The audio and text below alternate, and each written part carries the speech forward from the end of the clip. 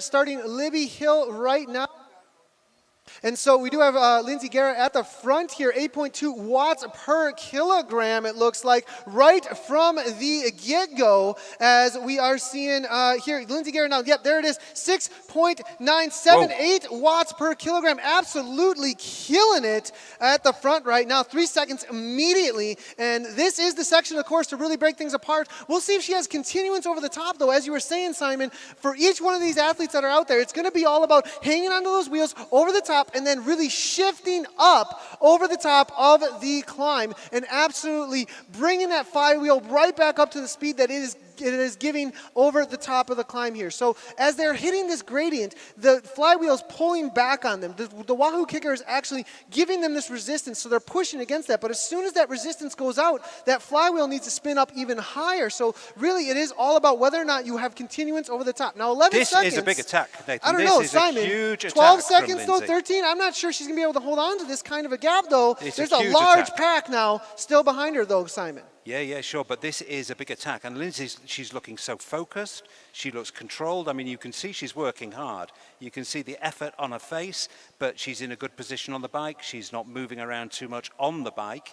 And this is a big attack. Is it significant for the rest of the race? I don't know. She's coming up now through the banner, which signifies the top of the climb. She'll need to get that flywheel moving again, or moving as fast as possible now as she crests the climb, and the other women will be chasing her tail pretty hard. This is a huge attack, actually. 29 seconds. Jay Denning trying to chase that down now. Lindsay still going 5.0 watts per kilogram. 31 seconds back now at this point. That will most likely come down as they do climb down, but it's going to be all about now 23rd Street. Was there too much energy expended, though, over Libby Hill? That's going to be the question, whether or not Lindsay can continue with this effort, because that is a very, very long day all the way around. We're talking about a 25-minute, 30-minute effort off the front, trying to hold off a lot of strong women who are behind. Jay Denny now leading things out. 1:58 was the time over the KOM for Jay Denny. Kerlock 2 seconds back at 2 minutes flat. Lisa Job is there. Velo Vegas there.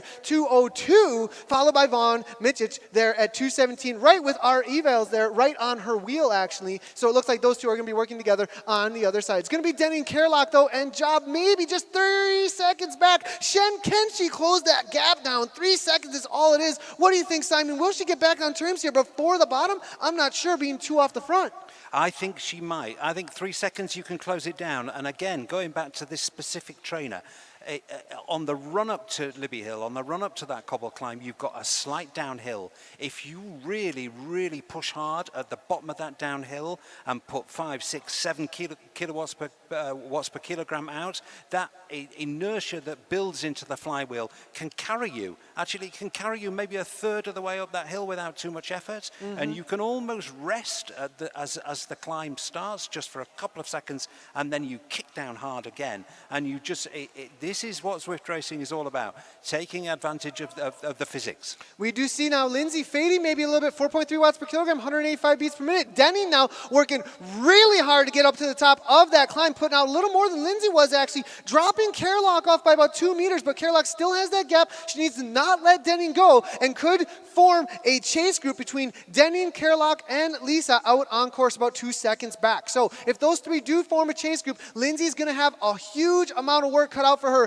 to hold those women off. It does look like Lindsay now up at the front of this race right now, holding off at about 2.7 watts per kilogram, letting herself relax a little bit, letting that heart rate come down, as she knows that Governor Street is coming up in just a minute here. So as she hits Governor Street, it's going to be all about trying to widen that gap, because the flat sections of the course now, Simon, are the place where she's going to have a disadvantage. Yep. Because if that group gets together and starts working together on those flat sections of the course, she is going to have to work just as hard, or harder actually, than those riders who are chasing her down. So a minute 21 is a nice gap, but she's going to have to really extend that out over the climb if she wants to hold on to this. Looking back at Jay Denny now and Kerlock, it looks like those two have dropped off Lisa Job at this point, and it looks like Kerlock now falling off of Denning. So now we're getting a lot of no man's land TT efforts if these riders do not stick together.